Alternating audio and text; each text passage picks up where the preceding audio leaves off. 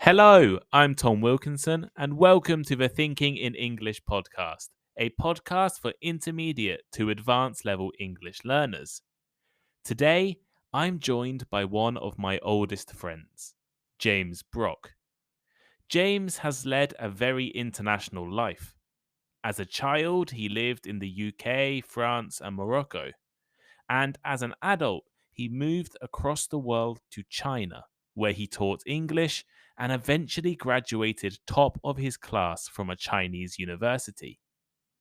I invited James onto Thinking in English today because I think all of you listening can be inspired by James's approach to studying languages, his ability to throw himself into foreign cultures, and his dedication to becoming an advanced language speaker.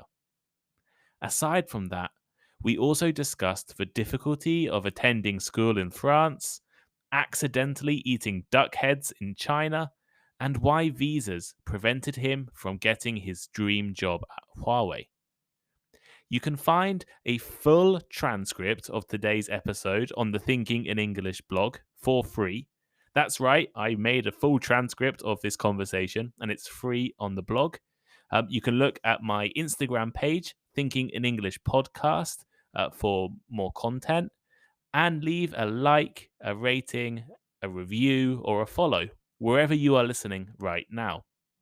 There is also a vocabulary list for this episode, but it's quite long, so I've just put it on the blog. So head over to thinkinginenglish.blog or click the link in the description and you'll get the full transcript and the vocabulary list. But that's enough for me talking. Let's get straight into today's conversation.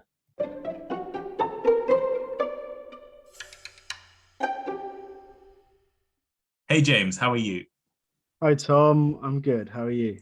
I'm not too bad. Some of my regular listeners might notice some similarities between your voice and the first ever guest on Thinking in English. That's because, James, your younger brother was the first guest on. Oh, was he the first guest? Yeah, we have really similar voices. A lot of people can't tell us apart. Yeah, if you haven't listened to the episode with Tom Brock, you should do. But after you've listened to this episode with James Brock, once I released that episode, I got a message from you saying that I should have interviewed you instead because you're the better brother. So can you explain, why are you the better brother? It wasn't instead at all. It was more, now you've interviewed Tom, you have to interview me. Why did you want to come on Thinking in English? To be honest, when I listened to your podcast with Tom, it was really good. And it sparked a bit of an interest again in languages, because since I've been back in the United Kingdom, I think that my interest for languages has lessened. Yeah, so we both come from the same small town in the English countryside, and we did grow up, playing rugby together, and as we got older, going to the pub together. While I lived exclusively in our hometown until I was 18, you had a bit more of an international upbringing. I grew up in Olney until I was, I think, the age of 9, maybe 10. And then we moved to France, southern France, near Perpignan. And I went to a French school. I didn't know any French at all before going. Completely zero. I had done in primary school, I had done French after school lessons. And it honestly was just, it meant nothing to me. Didn't pick it up. So when I got to France, I was really at, zero. I knew nothing, thrown straight into a French school.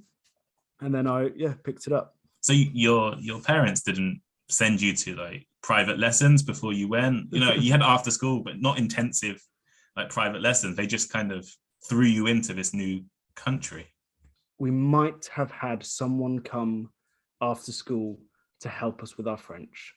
I literally just remembered that. You just remembered. You helped me unlock a memory. So what was it like going to what was it like going to this new school in a new language at such a young age? It was difficult. I remember my teacher writing up on the blackboard. We had to write our names on workbooks. The teacher wrote up Nom, which is surname or name, and he put one of the students' names as an example.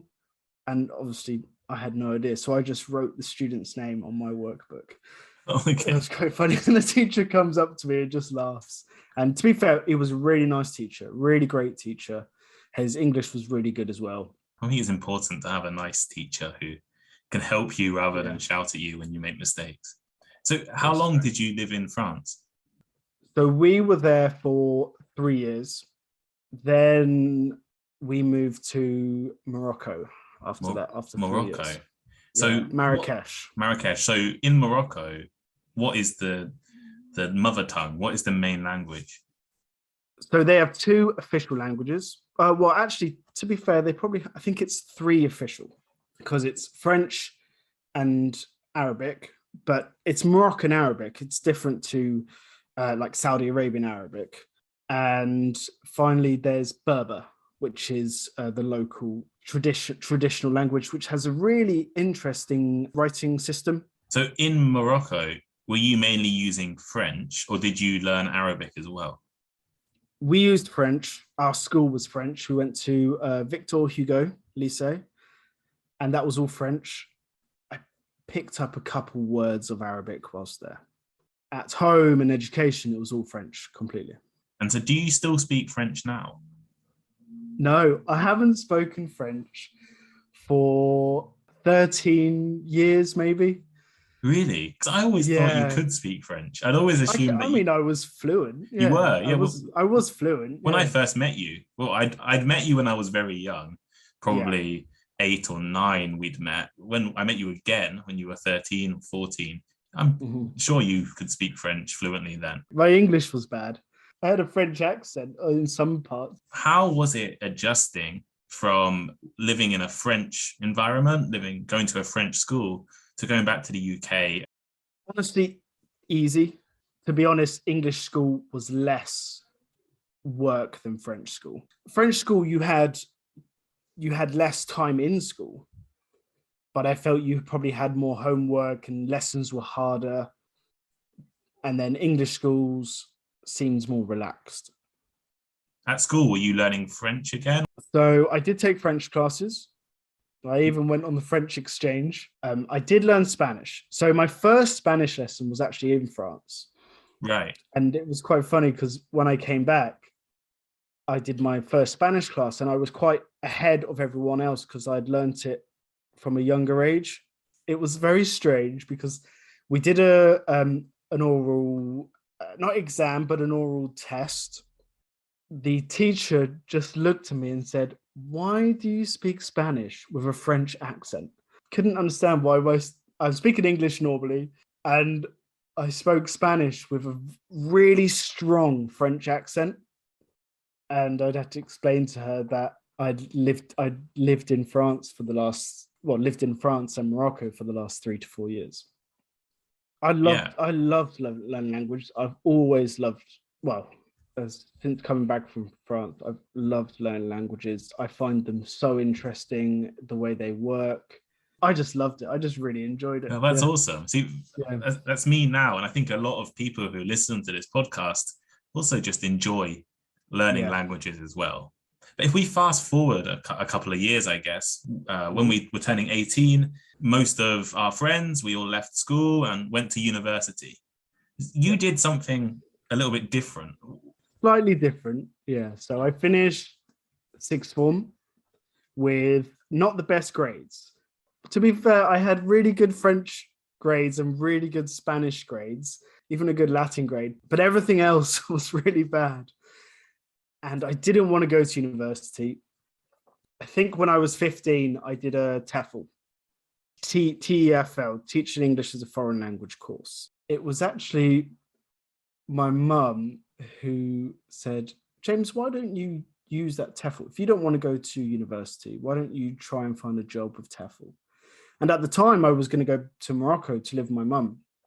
Instead, we looked for jobs and I found 2 jobs teaching English. One was in Spain, which I really wanted. I really wanted the Spanish one. and one was in China. And I applied to them, and the Chinese one got back to me straight away. And that was it. A month later, I went off to China to be an English teacher. I landed to Fujian province, Fuzhou, which is opposite Taiwan. And I was meant to work in Fuzhou. But when I got there, they said, look, we really need a teacher in a city called Ningde, or Okay. Ningde in Chinese. And that's just a small city north of Fuzhou. And that's where I went. I was like, okay, I don't mind. I'm not bothered if I'm there or there. It's all an experience, go with the Exactly. flow. It was great. I mean, I didn't know any Chinese before I went. I didn't bother to learn any. So, what was your first impression when you moved to your new home in China? What was the first impression? The first thing that I remember was just, oh my God, there's so many buildings everywhere. And this is, I mean, I landed in Fuzhou, and Fuzhou is not even, compared to other cities, it's not large. It's a fairly well-known city and it's got a good history, but it's, in terms of scale, it's not even in, I think, top 10, top 20, probably top 50. But Right. it was just construction everywhere. And we drove from the airport into the city, buildings everywhere. And I just go, wow, there's so many buildings. And the person who picked me up was like, welcome to China. Skyscrapers, apartment blocks. You moved to China and you were teaching English. What kind of English were you teaching? Who were you teaching at this time? I was in an English language training school. It's after school extracurricular learning, which is incredibly popular in China. Not just English, science, maths, and I'm sure Japan, right? I taught children. I taught adults as well. They had an adult class, which was really cool. Met some really interesting people there, and a guy who designed a bar, and we'd go out and drink a lot, and it was all good fun, to be honest. And the kids were great, actually. The kids were great. The school structure wasn't fantastic, and they got a lot of things wrong, but to be honest, I loved it. I loved working there. And I got the opportunity about a year in to go and work at a nuclear power station. Ningde is a city, but in China, the way it works is that you can have smaller cities that come under that city. And there was another city called Fuding. They have a power station there on an island. So 2 days a week, I got to commute. I'd get the train, the high-speed train, which is fantastic. You could do another podcast on the high-speed train in China. It's brilliant. I'd get this train to Fuding and would go to the nuclear power station offices, teach there. And then the next day would get the bus to the island. To be honest, still to this day, I don't know how I got clearance to go into a nuclear power station. And I taught the engineers there English, which was just, one of my favorite experiences from China. Were you teaching basic communication English, or were you teaching technical English to help them understand, maybe English manuals and things like that? I taught basic English, pretty much. We followed a book, and I think 2 Chinese teachers would go over, and they might have done the professional vocabulary side, but I just taught normal communication. How long did it take you before you realized or you decided that you need to learn Chinese? I picked it up when I was working. If you have a lot of Chinese listeners, they'll know that Fujian province has a really strong accent. It's a different language, right? A different dialect. I mean, it has the most dialects in China. Fujian province. And Ningde has its own dialects, and it also has other variations within that dialect. So does Fuzhou. It's called Min.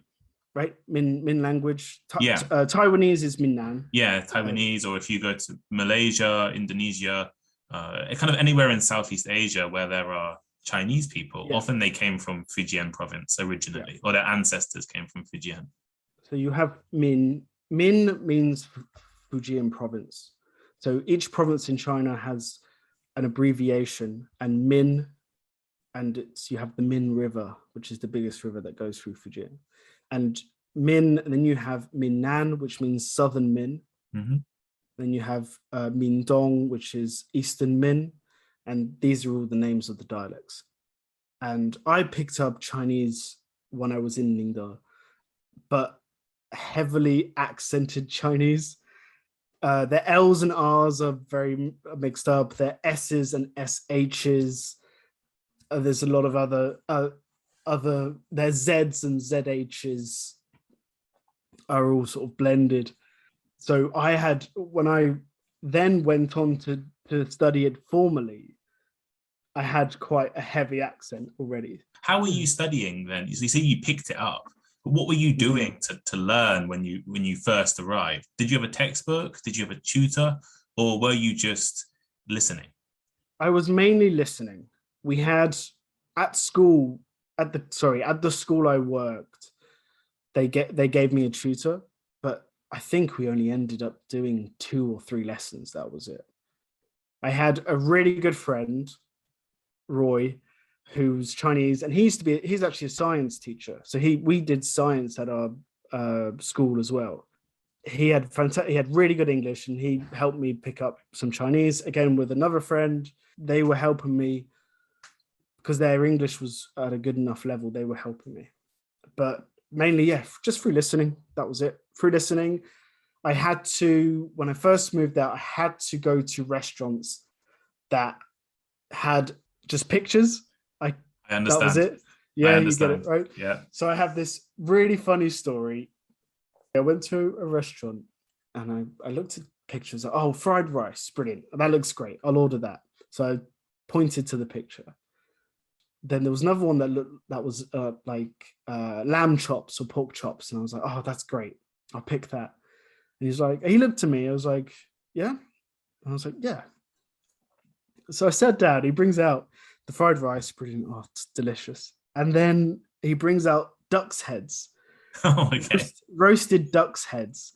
And I'm like, oh, okay. So I ate it. They were quite difficult to eat, but you get a lot of meat on the cheek and the brain and the tongue.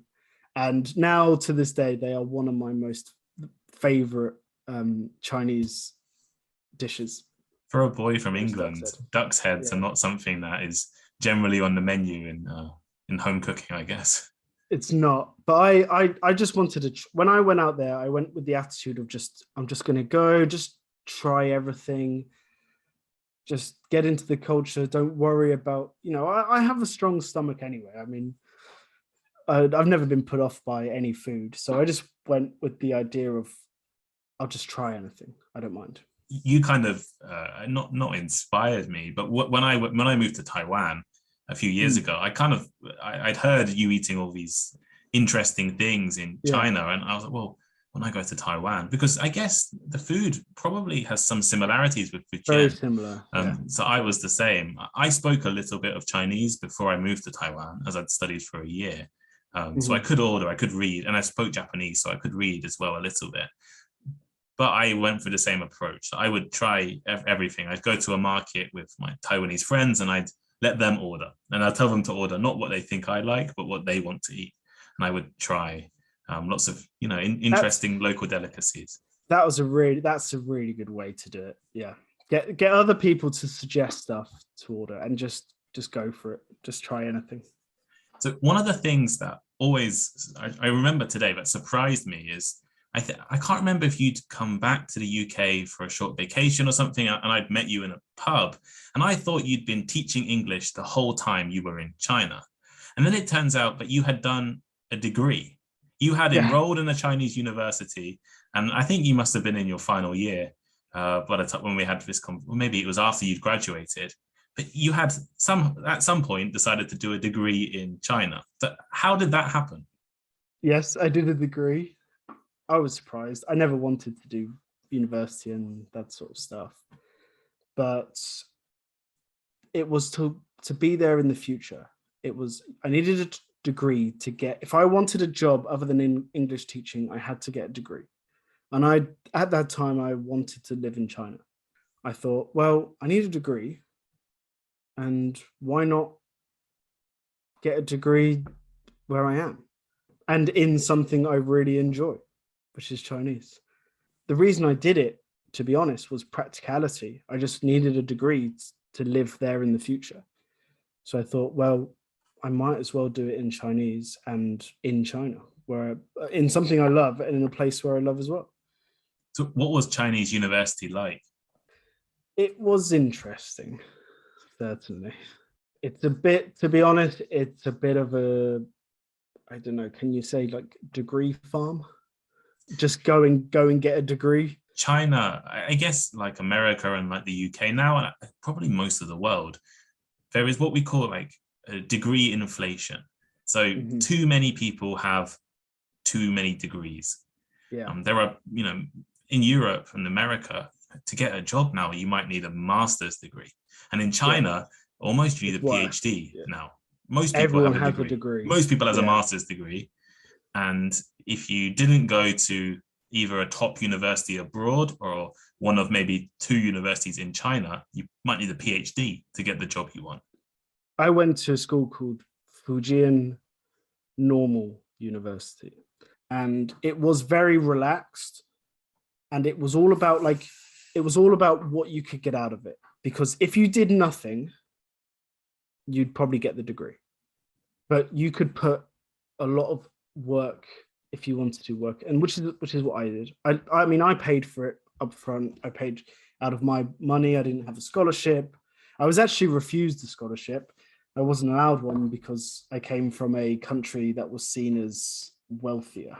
Yeah, so we had a lot of students from Confucius institutes. Exchange students mainly, or? So how they work in China is, all the exchange students study together. All the international students study together. So we do our own classes in Chinese language is what we did. And I loved the content. The content of the classes were just brilliant. I absolutely loved it. I used to get invited by my ancient Chinese teacher to go and study in the Chinese class, in the Chinese student class. And a lot of it goes over my head because it's incredibly difficult, but I just loved it. So in terms of the content and what we actually learned was just brilliant. I adored it, but in terms of the structure of the school, it's not good for international students. And it might be different if I'd gone to like Qingdao or Beijing University, possibly. As you were studying, your Chinese must have got really, really, I guess, high quality to a high level. So I did well at university. I'm bragging a bit here, but I got outstanding thesis award, top of my class, and I did get offered a master's at a few universities, including Beijing Language, Shanghai, Huadong, and I think it was either Shenzhen or Chongqing. I can't remember, but I turned them down. And you turned them down. I got offered. Yeah, I turned the master's down. I didn't want to do a master's. Yeah, full scholarships to some of the most competitive Chinese universities. Yeah, I did. I mean, my thesis was good. I had a great. I did work really hard there, and I'd won a few like awards and things in the university, and I did have a very interesting thesis. I still like it to this day, but I turned it down because I got offered a job at Huawei in their translation department. To be offered a job at such a big Chinese company, you must have had such a very high level of Chinese. So do you have any tips to maybe some of the listeners on how to, I guess, move from intermediate language to advanced language? Because I've kind of been stuck in the intermediate trap of Japanese, and for a while I might have been intermediate Chinese. I'm now definitely back to beginners Chinese. But I study quite a lot, but I've probably never got close to advanced. So do you have any tips on how to get to advanced level in the language? To be honest, it depends what you mean by advanced. I Yes. think, yeah, I think that's quite a crucial thing, because if you want to speak fluently, I would say consume media. Just consume any kind of language. You don't have to research it and study it really hard, but just consume videos, consume films, books, news, TV, radio, songs, poems. Just try and get as much in. In my opinion, you'll never get fluent if you are just doing textbooks. If you just read from a textbook, yeah. 100%. Right. Like you were going to bars with your Chinese friends, and I'm Yeah, sure you were getting into conversations. And I used conversations can to, lead to really interesting topics that you're discussing. I used to coach rugby out there, and our team was 90% Chinese. So that was great. That really helped with my conversational Chinese and instructional sort of language. But also, I think that you need to find something you enjoy. So I loved xiangsheng, which is a type of comedy in China, and it's specific really to China. They have it in Taiwan as well, but it's more specific to northern China, and it's a comedy act with two people, and you have someone who's the comic, the teaser, and then you have someone who's the more grounded person, and it's meant to be the teaser makes fun of the grounded person, and I loved it. That's something I really enjoyed, and it helped me learn Chinese. And I think that's also important. Find something you really enjoy, and then learn it in your target language.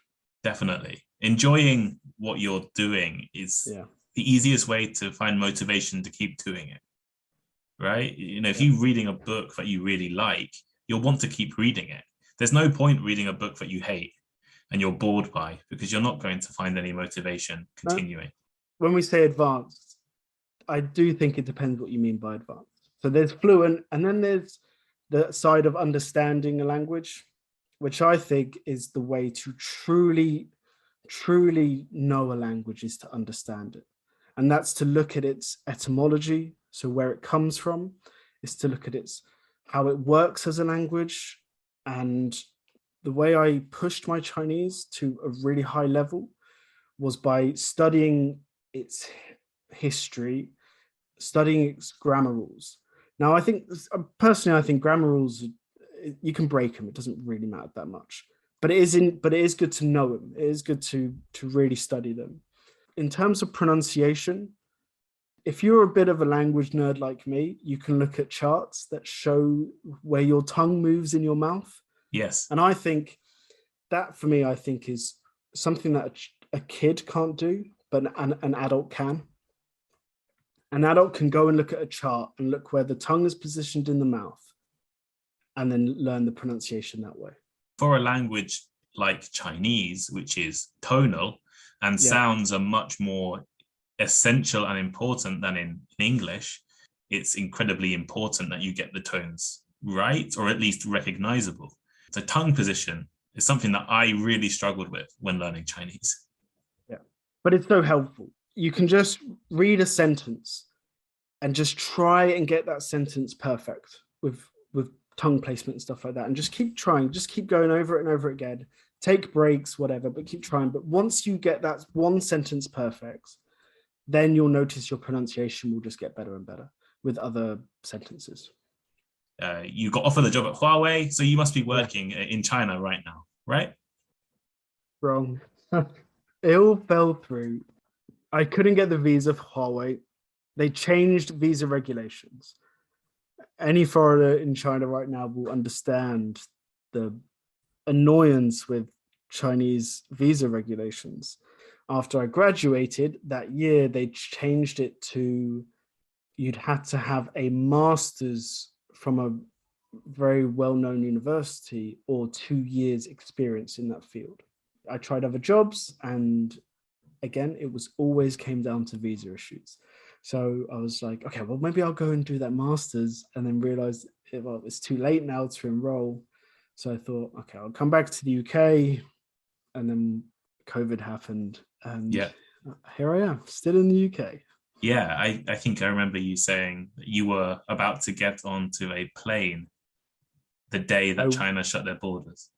In February 2020, I went to the airport. I had my flight book through Malaysia, and Malaysia had announced just the night before that they would stop all transit flights. So they turned us around at the check-in. Yeah, it was unfortunate, but I'm in the UK now and no longer a teacher. I'm an instructional designer. I design and develop digital learning solutions. If anyone would like any digital learning solutions, or I guess any kind of educational tools designed, I'll put a link for James's work in the description of the podcast. And if anyone wants to hire one of the top graduates from a Chinese university, you can reach out to me, and I'll put you in contact with James. Oh, don't get my hopes up, Tom. Well, you never know. If you want a job in Taiwan, there might be some Taiwanese people listening. Don't Thank you get my so hopes. much for coming on, James. I'd like to really thank you, Tom. I remember you coming to me about a year and a half ago with this podcast. I think I said straight away, I said, this is good. This is different. Because I mean, being a language learner, I've listened to a lot of language podcasts, stuff like that. And I was like, yeah, this is a good one. I like this. So it is really an honor to be a guest on your podcast. Yeah, thank you so much, James. Thank you, Tom. Thank you very much.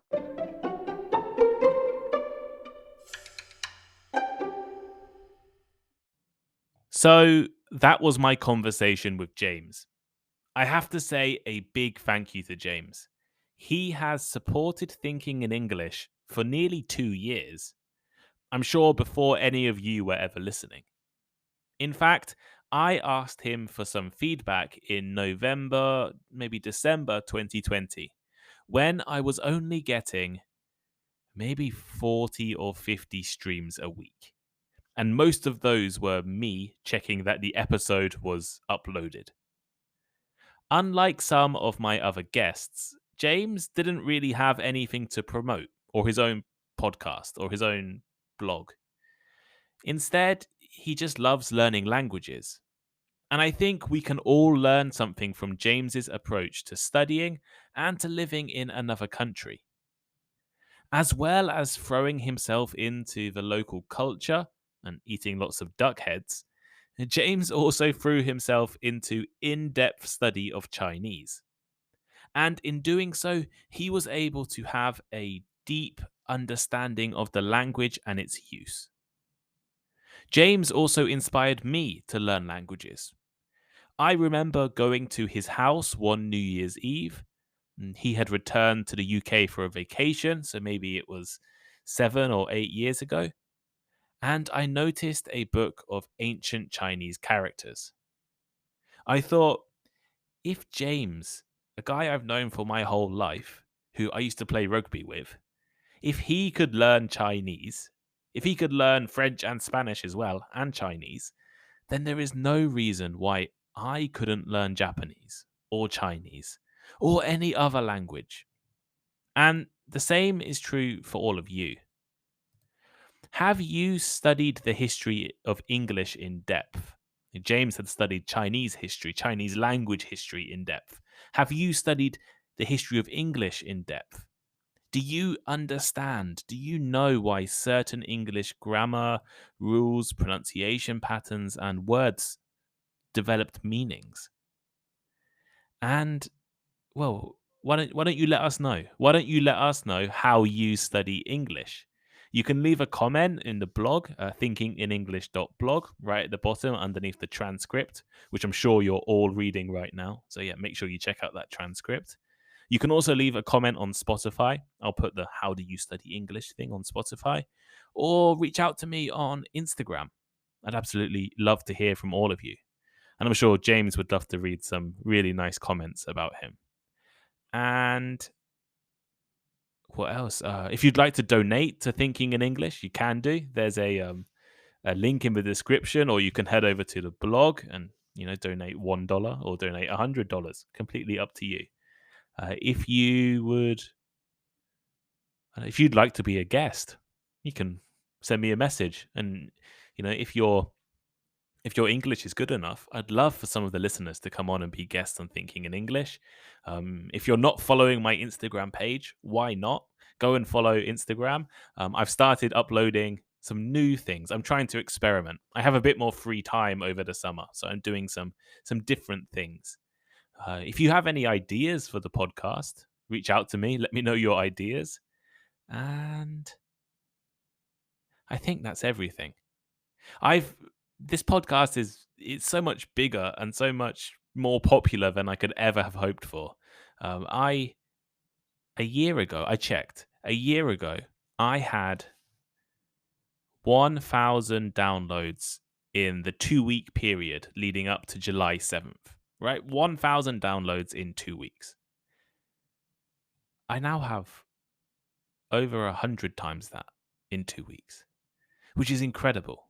And if we repeat the same growth to next year, I'd be getting millions and millions of downloads, which maybe we can get millions. Let's just start with getting consistently getting hundreds of thousands of downloads a month. That would be awesome. But yeah, thank you all so much for all of your support. Thank you for listening. Right, thank you all for listening. I can't express how grateful I am. Every time I lose motivation or I'm struggling, I'm thinking, oh, no one's listening to me. Then I receive such a lovely message on Instagram or a really nice email, or someone donates me $10. And I just think, wow, people actually enjoy listening to my podcast and they actually enjoy listening to me. So thank you so much. Have a great week. There'll be another episode released on Wednesday. So not an interview, something different. So definitely listen to that. And thank you.